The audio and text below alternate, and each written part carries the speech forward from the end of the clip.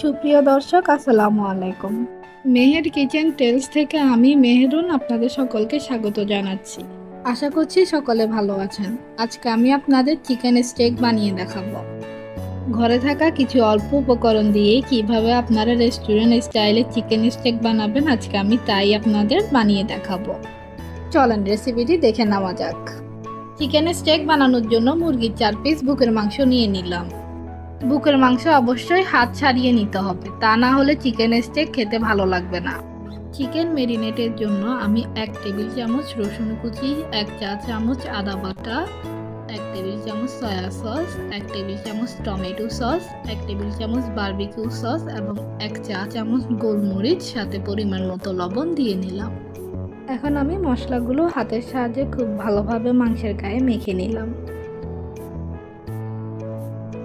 মশলা যাতে মাংসের ভেতর খুব ভালোভাবে প্রবেশ করে, এজন্য আমি একটি ছুরির সাহায্যে মাংসের গায়ে কিছুটা কাট দিয়ে দিলাম।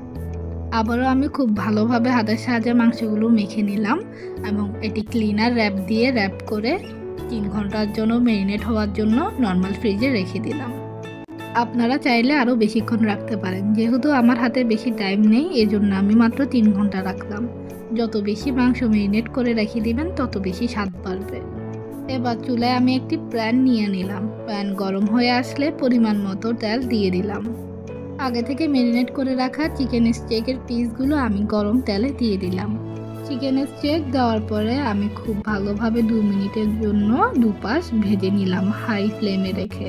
2 মিনিট পরে আমি চুলার আগুন একেবারে মিডিয়াম টু লোতে রেখে একটি ঢাকনার সাহায্যে চিকেন স্টেকগুলো 10 মিনিটের জন্য ঢেকে দিলাম। একইভাবে আমি অপর পাশে 10 মিনিটের জন্য ঢেকে ঢাকনা দিয়ে রান্না। এখন আমি কিছুটা মাশরুম অ্যাড করে দিলাম। কেউ চাইলে মাশরুম স্কিপ করতে পারেন। আমি এখানে ক্যান মাশরুম ইউজ করেছি। যেহেতু চিকেন স্টেকের সাথে মশলা আছে তাই আমি আর আলাদা কোনো কিছু মাশরুমে অ্যাড করিনি। প্রায় 6-7 মিনিটের মতো আমি মাশরুমগুলো খুব ভালোভাবে সটে করে নিলাম চিকেন স্টেকের সাথে। যখন দেখবেন মাশরুম আর চিকেন স্টেকের গায়ে খুব সুন্দর লালচে বর্ণ চলে এসেছে, ঠিক এ পর্যায়ে আমি মাশরুম আর চিকেন স্টেকগুলো চুলা থেকে নামিয়ে নিলাম এবং গরম গরম ভাতের সাথে পরিবেশন করে নিলাম। কেউ চাইলে পরোটা বা নান রুটির সাথেও পরিবেশন করতে পারেন। আশা করছি ভিডিওটি আপনাদের কাছে ভালো লেগেছে। যদি ভালো লেগে থাকে তাহলে প্লিজ আমার চ্যানেলটি সাবস্ক্রাইব করে আমার পাশে থাকবেন। আল্লাহ হাফেজ।